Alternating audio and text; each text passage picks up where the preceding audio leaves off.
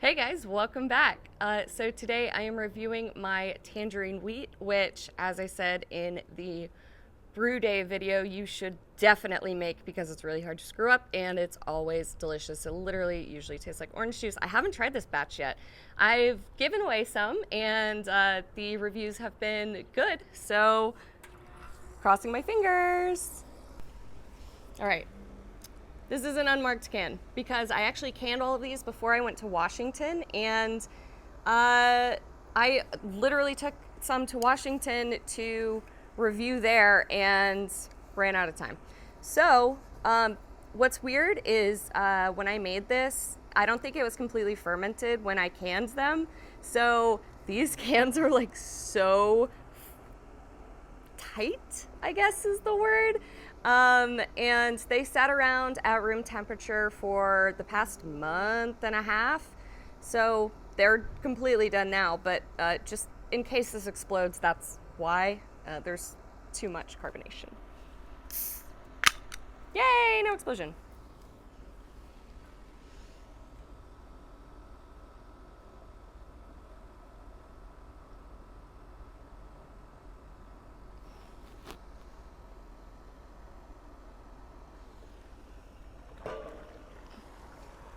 All right, as you can see, very full. So it's obviously like the color of orange juice, and it's also got some haze to it. It's a wheat beer, so that makes sense. Wheat beers typically are a little hazier than your just barley beers. There's a good amount of wheat in this, and I also used the I don't remember whose yeast it was. It might have been White Labs, but they're just standard German wheat. The head is super fluffy and bright white. It smells a little astringent, which I don't know why. I don't actually remember how I used to put in the tangerine juice, so this time I just threw it in when it was chilling, just to pasteurize it a little bit. I threw it in around 160 degrees, and I threw in a ton of tangerine zest at flame out. So, or no, at the 5-minute mark. So that was all sanitized as well. And yeah, there's coriander, lime, zest, and juice as well in this. And I used like the cuties. Typically I like to use I think they're called Manilo tangerines that are actually in season now. I couldn't find any when I was making this beer, so that's why I didn't use them. They're so much easier to use just because they're bigger. They're almost the size of an orange. All right, let's see if I can.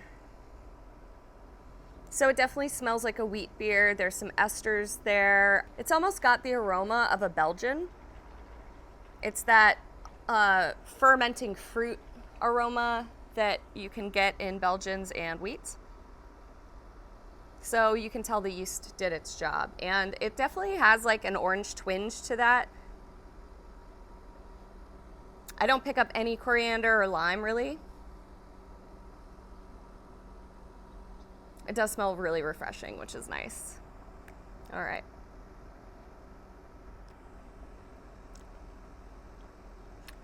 It is not as tangerine-like as usual. This one does not have the like super juicy quality. It's pretty dry actually. And I don't know if that has something to do with it finishing fermenting in the can, or I fermented it under pressure. That could have something to do with it. Or maybe it's just the difference in tangerines and clementines. You know, it does taste like a very refreshing wheat beer, which is lovely.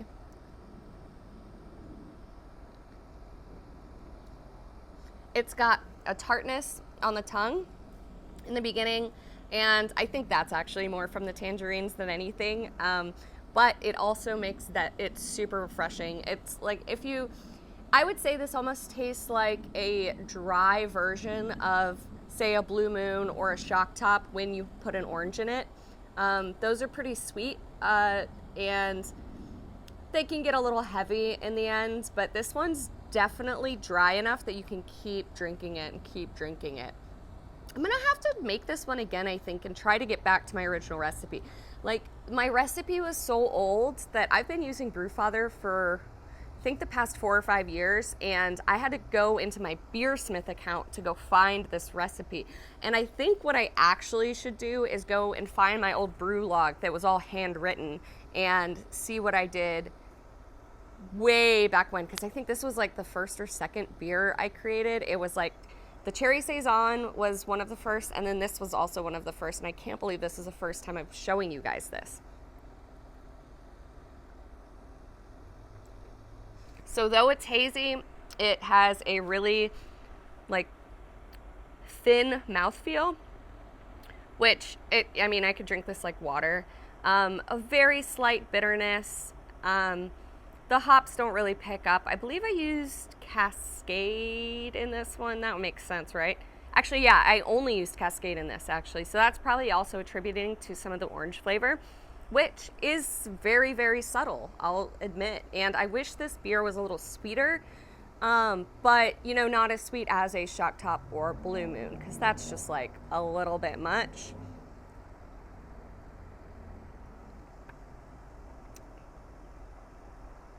Yeah.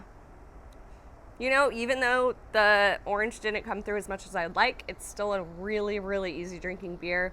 Really good. Kind of your run-of-the-mill wheat, except like not super pillowy. It's good. I like it. All right, now I got to get back to the Super Bowl, so I will leave you guys to it. Thanks so much for watching, and I will see you guys next time. Cheers.